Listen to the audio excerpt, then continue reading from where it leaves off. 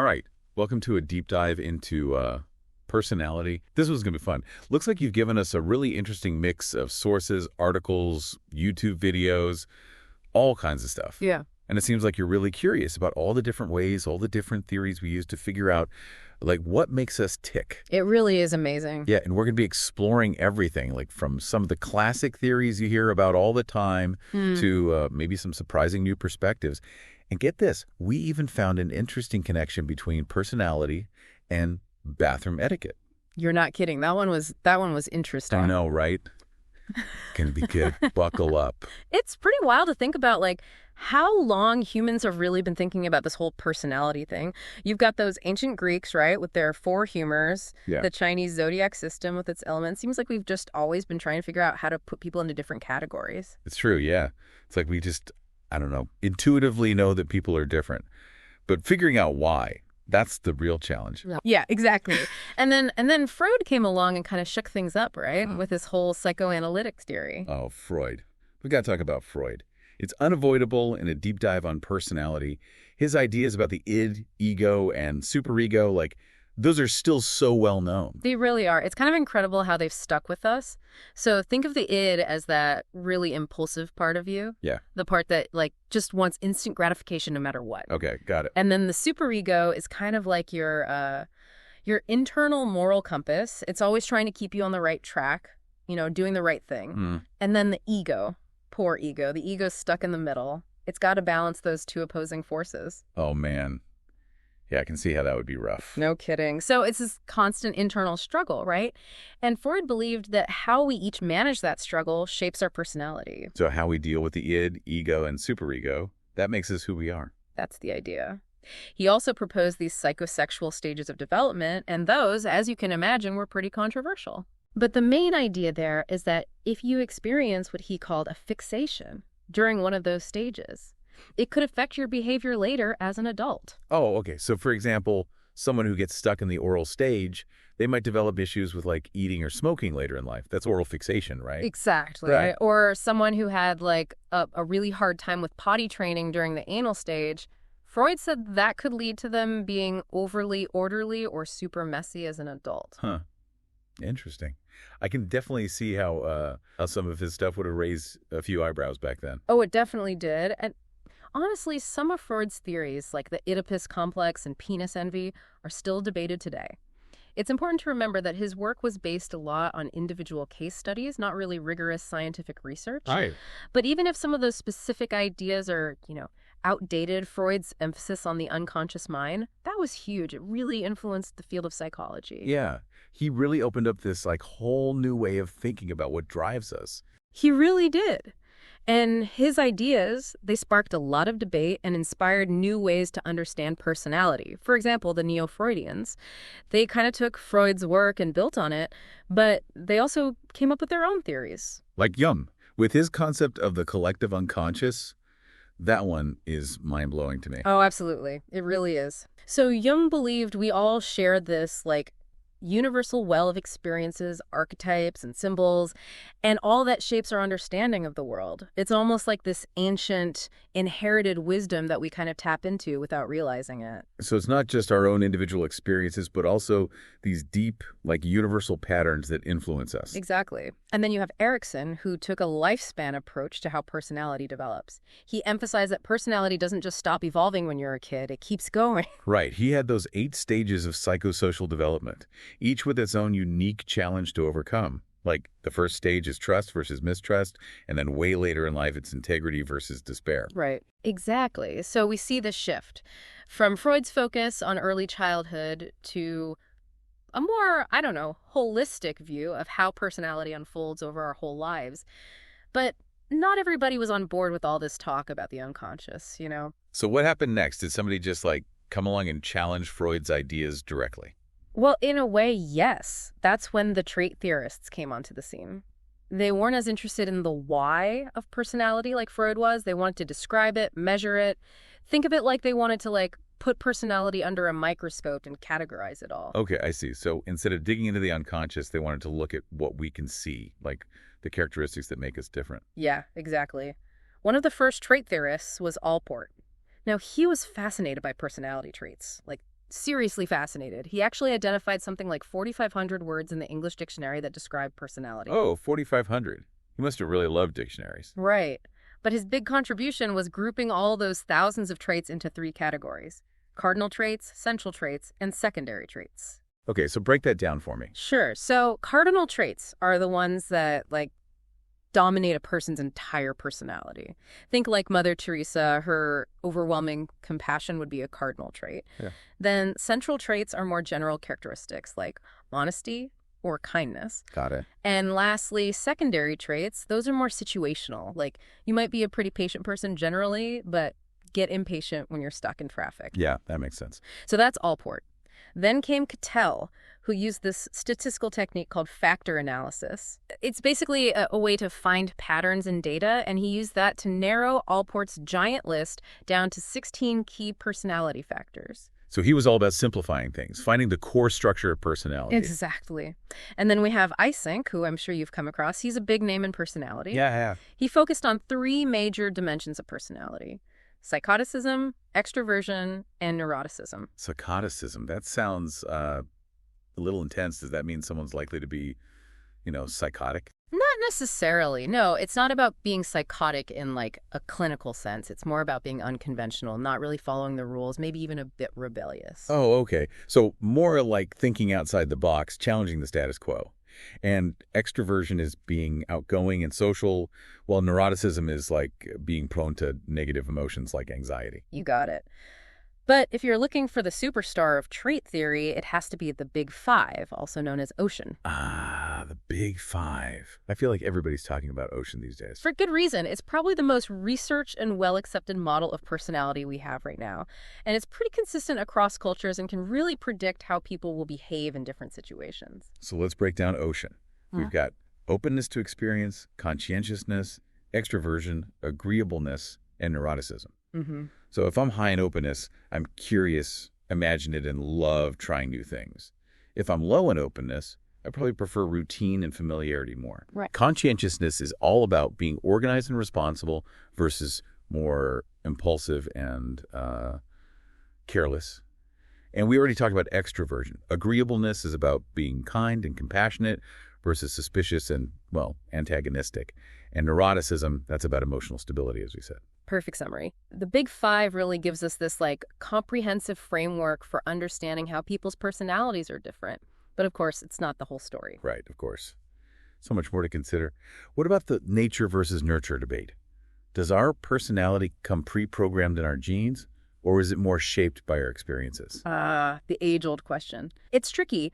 The biological theory says our genes play a big role in making us who we are. Okay. But then you have behaviorism at the other end of the spectrum, and that says personality is mostly a result of learning and conditioning. So, are we just blank slates shaped by rewards and punishments? Behaviorists like Pavlov and Skinner would say that our environment and what happens as a result of our actions, all of that has a huge influence on how we develop. But then there's another approach, cognitive theories, and those focus on how our thought processes affect our personality. So it's not just the environment itself, but how we think about it, how we make sense of it. Exactly. One key figure here is Bandura, and he proposed the concept of self-efficacy. That's our belief in our own ability to succeed. As someone who loves learning, I bet you can see how important self-efficacy is. Absolutely. If you believe you could do something, you're much more likely to put in the effort and actually achieve it. Exactly. And then we have humanistic psychology, which is all about our inherent goodness and our potential to grow. Okay, now this is where things start to feel a little warmer and fuzzier. So what's the main takeaway from humanistic psychology? Well, think about Maslow's hierarchy of needs. It's not just about basic survival. It's about self-actualization, becoming the best possible versions of ourselves. Humanistic psychology really focuses on how much choice we have and the personal responsibility we have in shaping our own destinies. But here's where it gets even more interesting. We have to consider the person-situation debate. Okay, so that's the idea, that we don't always act exactly in line with our personality because the situation we're in can make a big difference. You got it. You might be an introvert at heart, but find yourself being more extroverted when you're in certain situations, like, at a party, maybe. Like that introverted professor who needs to escape to the bathroom just to get some peace and quiet? Yes. That story is the perfect example of the person-situation debate. He is an introvert, but he also has to be a teacher. And that requires him to be more outgoing and interact with people a lot. So he needs a break. He goes to recharge in the bathroom, only to be found by this really chatty extrovert. Oh, poor guy. It's like even the most introverted among us, sometimes you just have to adapt, right? Exactly. And that's true for all of us. Even if you have strong personality traits, the context can influence how you act. So we're not just like robots programmed by our personality. There's some flexibility. Totally. It's almost like we wear different masks depending on who we're with and where we are. But how do we measure all this, all these different aspects of personality? That's a great question. I imagine there are all kinds of different tools, techniques. What do personality psychologists use? Oh, yeah, there are a lot. We've got projective tests like those ink blot tests and the TT thematic apperception test, which come from the psychoanalytic school of thought. Those are the ones where you look at those ambiguous images and say what you see. That's it. The idea is that your answers can tell us something about your unconscious thoughts and feelings. Then you have those trait inventories like the Myers-Briggs and the Big Five tests, which are all about measuring those stable personality characteristics. Right. Those are like questionnaires, self-report stuff, where you answer questions about your typical behavior and what you prefer. Exactly. And social cognitive theorists, they might use observational methods to see how people actually behave in different situations. So they might set up like controlled experiments to watch how people react to different things or in social situations. Exactly. And humanistic psychologists, they might use interviews and self-concept measures to try to understand how people see themselves and their potential. Exactly. So there's a whole range of approaches, each with its own strengths and weaknesses. It really shows just how diverse and complex the field of personality psychology really is. It really is fascinating. It's amazing to me that there are so many different ways of looking at the same thing, the human personality. And it's clear that no single theory has all the answers, right? It's like we're still trying to put it all together. But that's what makes it so interesting. There's always more to learn. Absolutely. That's what's so great about these deep dives. We can look at all these different perspectives, try to see how they connect. It's like putting together a giant jigsaw puzzle, but instead of a picture, we're trying to understand the human psyche. Exactly. So what does all of this mean for our listener? How can they use all this knowledge about personality to understand themselves better and the people around them too? Well, one of the biggest takeaways for me is that personality is just complex. It's not one thing. It's this whole interplay of our biology, experiences, our thoughts, and even the situations we're in. And while some parts of our personality might be pretty stable, there's always room for growth and change. We're not fixed. Right. We can always learn new behaviors, challenge beliefs that might be holding us back, and even step outside our comfort zones. Speaking of stepping outside our comfort zones, remember that bathroom story we talked about before? With the introverted professor who just needed some quiet time? Oh, yeah, that was a good one. That's such a good example of how even our strongest personality traits can be affected by the situation. He wasn't trying to be fake by being more extroverted as a professor. He was just adapting to what the situation called for. But it makes you realize how important it is to be self-aware, understand what we need. I totally agree. We all have different sides to us, and those sides might come out more depending on who we're with or where we are. It's like we're all these like multifaceted diamonds, each facet reflecting a different part of us. That's a beautiful way to put it. And it's a good reminder that there's no one right way to be. It's all about knowing your own tendencies and how they might be influencing your behavior. So if you know you're an introvert, like our professor friend, it's okay to plan some quiet time after being around people a lot. You're not being antisocial, you're taking care of yourself. And if you're an extrovert, maybe you make an effort to get those social interactions you need. Exactly. And it doesn't matter if you're introverted or extroverted. It's good to be mindful of how other people might see your behavior. That chatty person in the bathroom, they probably didn't even realize they were interrupting, It's a good reminder to think about other people's needs, even if they're different from our own. Totally. And we should try to be forgiving of ourselves and other people when we don't always act how we usually do. We're all just trying to figure things out as we go. And sometimes that means doing things that are out of character, pushing ourselves, maybe even surprising ourselves. And sometimes in those moments of surprise, we actually learn something new about who we are. Like that time you stood up for yourself even though you're usually more passive, or maybe that time you took a risk even though you don't usually like to. Those experiences can actually change our personalities over time. Oh, I love that. It really gets at the idea that personality isn't fixed. It's this ongoing process. A process of becoming. I like that. We're all works in progress, always evolving, always growing. That's it. And that brings us to what I think is the real heart of this whole deep dive. It's not just about knowing the theories. It's about using that knowledge to live a more authentic and fulfilling life. So how do we do that? How do we take all this information about personality and put it into practice? Well, self-awareness is a big one. Pay attention to your own thoughts, your feelings, your actions. What gives you energy, what drains you. Figure out your strengths, your weaknesses. It's like taking inventory of your personal toolkit. What do you have? How do you use it best? Exactly. Once you understand yourself better, you can start making choices that match your values and goals. So if you know you're someone who likes routine, you make a schedule and stick to it. Or if you love learning new things, you do stuff that challenges you and helps you grow. Right. It's about matching your actions to your true nature. And also being open to feedback from other people. Sometimes they can see things about us that we can't see ourselves. You know, it's funny. I have this friend who's like brutally honest with me. And sometimes it's tough to hear. But I know they have my best interests in mind.